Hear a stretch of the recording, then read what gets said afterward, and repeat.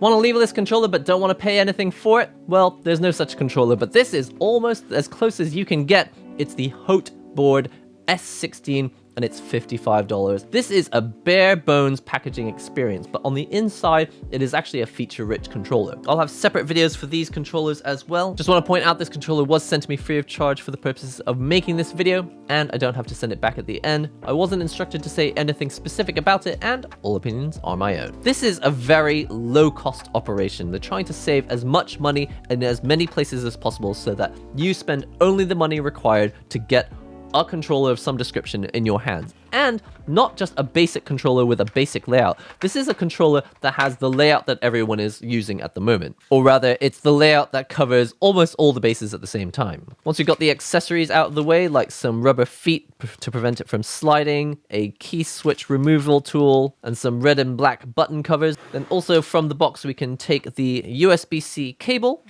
pretty standard, and one extra key switch just in case yours breaks. Hopefully no more than one breaks because you've only got one spare. But again, at this price, kind of phenomenal that there's any spares in the box at all. Moving on to the controller itself, you can see that the design is also pretty bare bones. It's not so basic that it has sharp edges that hurt your fingers. It is rounded off, but it's not like a premium designed experience. It really does feel like a few bits of acrylic stuck together with the PCB on the inside. But even so, it has RGB lighting, it has Kale key switches that you can replace with your own key switches, a screen on the controller for configuring all the regular settings, not one, but two, but three USB ports for various things I'll explain later. But more importantly than all of that, it has so many buttons. Normally, a leverless controller has left, down, right, and jump, and then 8 action buttons, but this controller has 1, 2, 3, 4 extra buttons. Now this button here at the top is more for people who want to do up, down, left, right, like the arrow keys on a keyboard, but super common right now is having these extra keys here, one either side of the jump button and one above the action buttons here at the top for things like L3, R3, and touchpad. So even though this is probably as cheap as you can physically get for a leverless controller, it has a layout that basically gives you more options than many other controllers out there. But how does it feel in fighting games? Let's get into it. Alright, as you can see, we're here with the Hote 42 S16, also known as the Borcham S16. I want to remind you that I have a separate video that goes over a lot of things that are important for these cheap leverless controllers. They all have a lot in common, but I don't want to say the same thing in every single video, so I'll put a link in the description. So as you can see, I've got my basic controls. If you've never seen a leverless controller before, basically left, right, down, and jump are split into these 4 separate buttons. But one of the main cool things about the S16 is that you have 2 different places for the jump button. And so if you want to use your thumb to jump, you can use left hand like this. Or if you want to use 2 different hands, you can have left hand and right hand like this to jump. And if you want to use this button here, you can actually jump like WSAD controls if you're used to games where up on the arrow keys is jump. If you're going to be playing in a tournament, I'm pretty sure that you have to actually disable one of these buttons. You can do that through the web configurator. So in addition to having the basic controls left, right, down, and up, you can also see that I have SOCD neutral, which is the basic mode set for tournament legally playing fighting games. But there are a number of other SOCD modes that you can select by pressing a number of button combinations, or again, you can go into the web configurator and save them. But in addition to the main basic controls, you also have the action buttons. So punch, punch, punch, and we've got light kick, medium kick, and heavy kick here as well. They lay it out the same as any arcade stick. You've got X, Y, A, B, and you've got R1, R2, and L1, L2. But the cool thing about the S16 is that we also have these 3 extra buttons as well, because the rules allow you to have 1, 2, 3, 4, 5, 6, 7, 8 main action buttons plus 9, 10, 11, so up to 11 total action buttons. The way I've got them set up at the moment, I have L3 over here. This is set to drive impact. If I ever need to react really quickly, I just press my thumb over here and I can do a drive impact. I can do something like this to do a drive rush, and I can also just press it on its own and that will do a parry. But in addition to just having as many buttons as you could possibly ask for and in really useful positions, it also has light up buttons. As you can see, as standard, it comes with these clear buttons which have RGB lights built in. These are built into the controller, not the switch. So if you take the actual switch itself out using the switch removal tool, which is included with the controller, You should see that if I take the switch out, there's actually a light underneath the switch, so you can just replace it with any normal switch. It doesn't need RGB built into the switch. It's just clear at the top here, which allows the LED light to shine through. While we're here, I'd also just mention that this switch is difficult to remove while the case is still intact. I think this switch removal tool is mostly designed to be used if you actually have the top plate removed. It's also quite a tight fit, which is probably a good thing because that means that the switches aren't going to come popping out of the controller by accident. I currently have it in a sort of rainbow mode, but if you press Start, Select, and also X, then you can actually swap all the way through these different animations. There's a mode that sort of phases through the different colors. I've got this mode where the lights are running through like a trail through all the buttons, but if I press the Start and Select button, you can see I can make it move much more slowly through the trail like this. Personally, I use right thumb to jump, and I'm finding absolutely no issue with the buttons whatsoever. Obviously, these key switches are pretty standard. I think they're KL low profile switches. The L3 button is perfectly situated for drive impact if I need to press parry or if I want to do a drive rush like so. Honestly, I don't really use this button very much, but it is nice that it's there just in case I have my fingers kind of busy doing other things and I want this macro here for maybe throw. And something that's actually quite nice about these buttons is they're actually surprisingly quiet. There's not a lot of bass in them. They're not very trebly at all. I don't think they're actually silenced in any way. They don't have silencers built into them. They're just quiet by nature because there's no actual heavy parts in them. I don't have any quality issues at the moment. I don't know how it'll last over time, but at the moment I actually like the feel of these button caps. I have no issues with them. They're still completely easy to do double tapping. They have a nice gentle convex shape, unlike key switches on a keyboard, which are sort of concave. Having no issues with them popping out of the controller or anything weird like that. They're very solid in place, but at the same time very easy to remove if you need to do any maintenance or just clean things out of here. Something, I don't know, hair gets stuck inside there or food. But a couple things I'm not super keen on with regards to the design is just the shape of the controller itself. When I have the controller balanced on my lap, it's okay, but it is quite a bit smaller than most of the other controllers I use, and so I do have to have my legs kind of close together to prevent it from falling. Even if I have my legs like this far apart, it's already beginning to feel a little bit unstable, and then if I have my legs at anywhere even remotely comfortable like this, the whole controller does actually just fall between your legs. That's not really a fault of the controller, it's just something you should keep in mind if you're buying a really small controller. But if you have any kind of wide surface, like I've got an old keyboard lying here next to me, I could put this keyboard on my lap and now it's the right length. Or if you've got a piece of plastic or, I don't know, a dinner tray, you can basically prevent it from falling through your lap. If you are okay with a really small controller, one thing I'm not super keen on is the ridge over here. Now, I don't think this is impossible to fix, even for a cheap controller, but one aspect of the design of this particular one, the S16, is that it does have quite a sharp ridge here, and because it will be digging into your leg here and here when you're balancing it on your leg, you will feel it like over time, like you're smacking this thing pretty hard, like hitting the buttons, and it's just pushing this sharp ridge into your leg. It's not going to bleed or anything, but it's not that comfortable. In addition to being not super comfortable, you can also see that I have an authentication device plugged in. One of the things you can do with these cheap controllers is you can use an authentication device to allow you to play on PS4 or PS5, even though predominantly you're going to want to be using this probably as a PC controller. So to authenticate on my PS5, this is kind of crazy, but I've got an officially licensed PS4 arcade stick plugged into the side of this controller. This is like the authentication port, and as you can see, it comes out the side of the controller like this. There's nothing protecting it here, which means that in addition to being a really small controller, every time I'm pressing on these buttons, I'm also pushing on this USB port, and over time, if I actually did leave it raw like this, it would obviously push on the USB port, and over time probably it would snap and break or lose the connection, which is all the more reason why, if you are going to be playing on this controller on your lap, I recommend that you have some kind of plastic tray underneath the controller. But if you're just playing on a desk like this, obviously this is a non-issue because there's no chance of the controller rotating and bumping on this USB port. And actually, I should also point out that because it's such a thin controller, playing on your desk does not cause any pain on your wrists. If you like to play like this and you rest your hands on the desk, again, I don't recommend that you do this. If you do prefer to play the game with your wrists resting on your desk like this, it's not that uncomfortable because you can see it's so thin that my hand just comes right off the desk onto the controller with no real issues. And since we're talking about the authentication device, let me show you just how ridiculous this is. It actually says on the firmware website that you can't use a DualShock 4 or DualSense to authenticate. You need to use one of these boot devices that has an authentication file inside it. I don't know how they sourced that file, but if you have one of these devices, you can use that for authentication, or you can plug in an official arcade stick, which is what I've done. This is actually one of the first arcade sticks I bought when I was getting into arcade sticks on this channel. This is an official Hori PS4 arcade stick, and it is plugged in through a cable to this port on the S16. So as you can see, I've got this kind of unwieldy setup where I've got a large arcade stick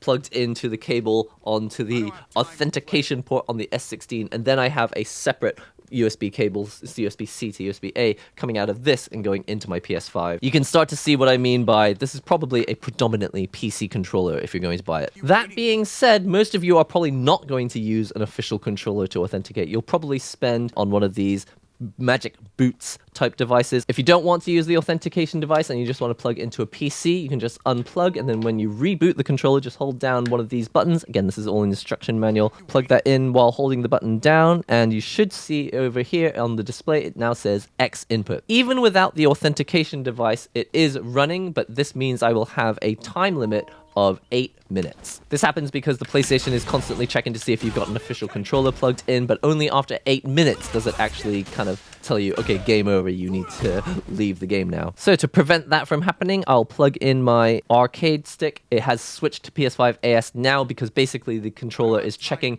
every minute or so to see whether it's got an authentic controller plugged into it, which means I can go back into the game and now I can play it without any 8-minute time limits. Of course, there is the issue of having to spend money on an official controller or on a Boots device that you can plug in as a dongle. If you're playing on a desk or if you're playing on PC, there's really very little to complain about, and actually I would say that this is one of the more comfortable controllers to play on, just because these button caps, I don't know who makes them specifically, but they feel really nice. It doesn't feel like it's cramped at all the buttons are close together but not so close that I can't double tap them or anything. I have a slightly larger button for the jump button, which makes it easy for me to differentiate between whether I'm pressing the R3 button or if I'm pressing the L3 button over here. And also the fact that the buttons are all really close together means that if I've got any special option selects or special combos I'm doing where I have to press multiple buttons together, even using this extra button here at the top, which is currently set to touchpad, that's totally possible to do because I've got them all so closely together. It's really easy to press all of these buttons in combination with each other.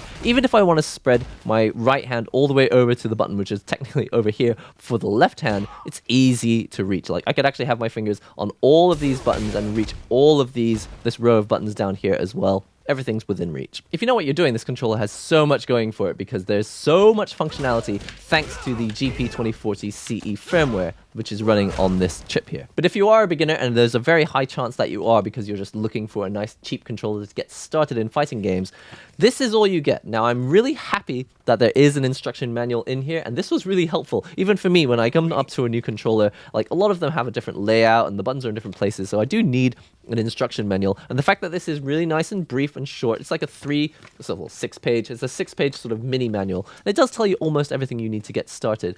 But there are a few things that aren't really explained. When you go up to the controller, you will look at this and go, wow, which USB port do I actually plug into my PlayStation? Is it this one? Is it this one? What is this one? This one says like boot on the back of it. It's just like, does it have a trunk? In addition, you may just think the controller is completely faulty because after 8 minutes it just turns off, even though you put it in PS5 mode, but really you do need an authentication device. It is explained, but it's not very clear. The other thing is that these buttons are designed to be super customizable, but they're not very well labeled. Now, on the instruction manual, you do get a little list showing you what the X input default layout is and which button is which pin, but there are some buttons where it's just like, okay, so pin 21 isn't used in X pin input, so what is pin 21? Is it here? Is it here? Is it here? You kind of don't really know until you plug it into a PC and open the web configurator, which will explain, it's like, okay, this is pin 18, this is pin 26, and you can actually press the button and it will show on screen. It's like, which pin are you pressing? But it gets more confusing because you're like, I can set pin 26 to be the touchpad, but which one is the touchpad? And all it comes up with is like S1, S2, or A1, A2. It's just like, you kind of have to guess to figure these things out. It's like, okay, A2 is technically the touchpad, S1 is technically the back or select button, S2 is technically the start or the options button. Most of the other like heavy lifting is being left to the community. It's being left to an open source website, and hopefully it's explained well there. Because if it's not, you're just stuck with this controller as a sort of new beginner to fighting games. It's like someone said, I should get into this S16. It's really cheap and it's, you know, the best way to get into fighting games. It's like, yes, but as a complete beginner, if you don't have a friend holding your hand and explaining these things, you end up just on Reddit or just on Google in general. It's like, how do I figure out which pin is pin 26 on my S16 Borcham? But if you do know what you're doing, then there's literally everything to love about this controller. It just functionally has every button you could possibly ask for. They're all in the right place. They all feel really good. I've had the controller for a short amount of time, so I can't tell you how it'll hold up over time. I have heard that these controllers have a reputation for breaking.